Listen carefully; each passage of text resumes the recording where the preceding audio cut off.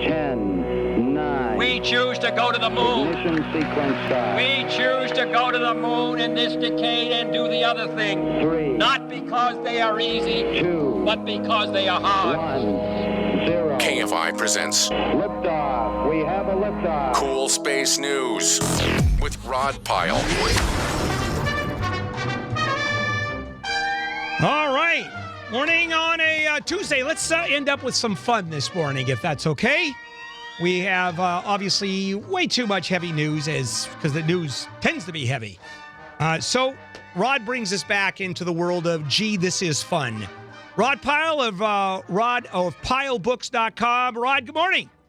Good morning. How are you feeling? Yeah, not wonderful. I tore my back out, or I threw it out, and it was tough. I spent some time in the ER yesterday. Oh, dear. Oh, yeah. They took me by ambulance yesterday morning. It was so bad. Or, excuse me, Sunday morning. It was so bad. That is bad. Well, not the dilated part. That was good. When they loaded me with these fabulous, insane, potent drugs. I understand. Designer drugs, yeah. Oh, yeah. We're going to talk about flying. You should have been with me on Sunday morning. That's flying.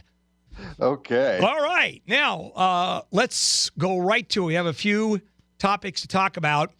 And I've been looking at these animations for years showing these deep diving submarines that go underneath the planets that have oceans of them. And Saturn, of course, with its methane seas, there's a new mission designed for that, from what I understand, that JPL has announced. Yes, there's a few they've been looking at. They've been looking at trying to drill or melt through the ice on places like Enceladus or Europa to send probes down in what they think are warm oceans down there. Those are warm oceans of water. But what this particular mission is, a submarine or some kind of submersible that would go diving in the oceans on Saturn's moon Titan. And these are methane seas. And they're about minus 300 degrees. So they're very, very cold, very challenging, all kinds of buoyancy problems and navigation issues and viscosity and so forth. So you're talking about something that's a billion plus miles away with a 90-minute one-way, at the most, 90-minute one-way radio signal. So you really need to have an autonomous machine that can go dive in these oceans that are up to 1,600 feet deep to see what's down there. So it's a pretty exciting mission if they can get it funded. Now, we're talking about just open oceans. We're not talking about underneath ice and that sort of thing. On Titan, they're open, yeah. So we've had just one landing on Titan. That was the Huygens probe that was part of the Cassini program back in the 90s and 2000s. But it only transmitted from the surface for about an hour and a half. So it gave us some pictures and some measurements, but it was on dry land. So this would be the first time anything has dived on any other body in the solar system.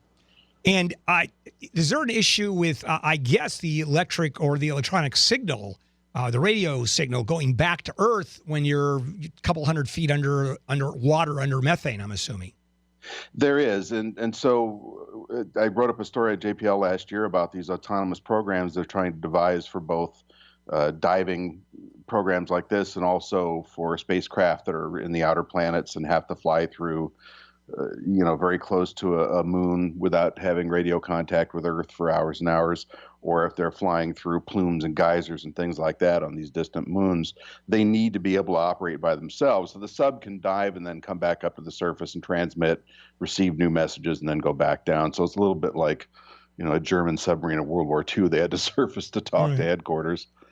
But real time in this world is hours and hours, isn't it? I mean, I know to Mars it's half an hour or something before about 14 to 20 minutes, yeah. But I mean, if you're entering the atmosphere, that's forever, right? Because by the time you get the signal back, it's all over. So yeah, you really got to have smart machines out there. And the technology is, well, first of all, how long is it going to take to get there? In terms of the tech, you mean? Yeah, the actual spacecraft to Saturn, to Titan.